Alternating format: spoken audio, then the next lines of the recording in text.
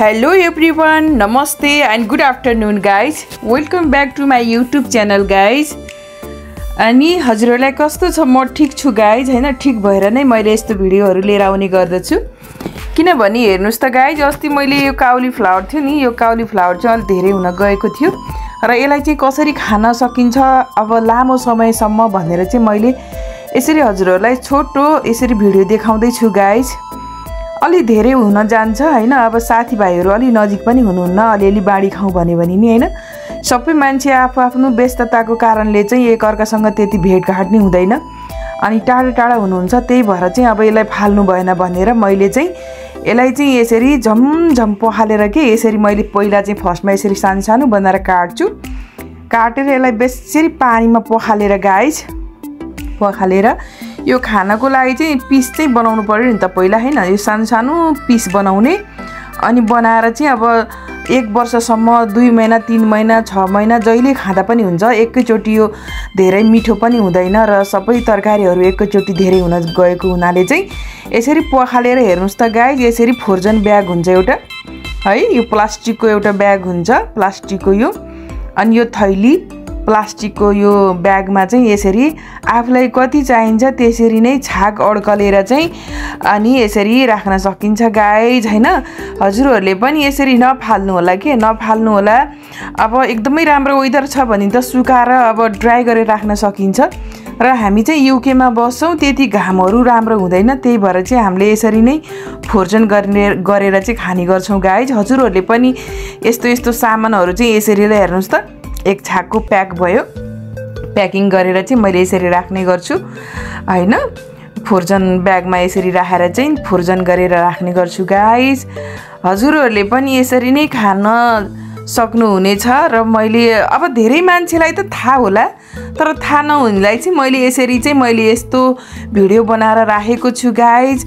मेरो भिडियोलाई चाहिँ यसरी फलो गरेर चाहिँ हजुरहरुले पनि युज गर्नु होला भन्न चाहन्छु। नेपालमा पनि जुनै देशमा हुनुहुन्छ यसरी तरकारीहरु धेरै छ भने चाहिँ यसरी पखालेर एक छाकको चाहिँ यसरी फ्रोजन ब्यागमा चाहिँ यसरी प्याकिङ गरेर चाहिँ हजुरले फ्रोजन गरेर राख्न सक्नुहुनेछ। यो 1 वर्षसम्म 6 महिना 4 महिना 2 महिना जहिले खाँदा पनि हुन्छ। ल हेर्नुस् त, एक छाकको पोको बनाएको छु यस्तो प्याकेट, अनि यसरी खान सक्नुहुनेछ गाइज। मेरो भिडियो हेरेर हजुरहरुले पनि यस्तै गर्नु होला, किनभने धेरै मान्छेलाई त थाहा छ अनि अलि थोरै मान्छेलाई थाहा नहुन सक्छ र हाम्रो नेपालमा पनि हजुरहरुले यसरी गरेर खान सक्नुहुन्छ। अनि अब धेरै भएको कारणले चाहिँ फाल्न भन्दा चाहिँ एकैचोटी धेरै सब्जी के गर्ने त हैन, अनि यसरी खान पर्छ गाइज।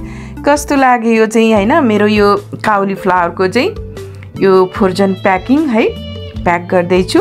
अरु त मैले मिठो भएर खायो, अनि यो 3 छाकको चाहिँ 3 छाकलाई चाहिँ मैले 3टा प्याकेट बनाएर राखेको छु। यो चाहिँ अलि थोरै हुन गयो है, अनि यसरी खान सक्नुहुनेछ। ल हेर्नुस् त, तयारी भयो।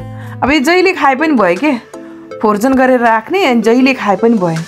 1 वर्षमा खाए पनि भयो, 2 वर्ष 6 महिनामा खाए पनि भयो। अनि साग, यो रायो सागहरु पनि धेरै हुन जान्छ नि कहिलेकाहीँ हैन, यो धेरै हुन गएकोमा चाहिँ के गर्ने त, यसलाई पनि ओखेलेर मजाले ओखालेर यसरी चाहिँ सबै यो सिजरले काट्ने हैन, राम्रो राम्रो राख्ने, नराम्रो फ्याल्ने, अनि यसलाई पनि त्यसरी नै सबै सर्लक्क बनाएर केलाइ गरेर टाइम निकालेर चाहिँ अब एकै दिन खान नसकेपछि के गर्ने भन्दाखेरि यसलाई पनि तरिका त्यही हो है, त्यही हो तरिका। अनि मैले हजुरहरुलाई देखाउँदै छु गाइज, हेर्नुस् है, यो सागलाई पनि ओखेलेर सर्लक्क बनाएर राख्ने। यो बेलाको साग सबै त्यो फुल्छ के वेदरको कारणले, अनि यसलाई पनि पखालेपछि यसरी प्याकिङ गर्नु होला गाइज।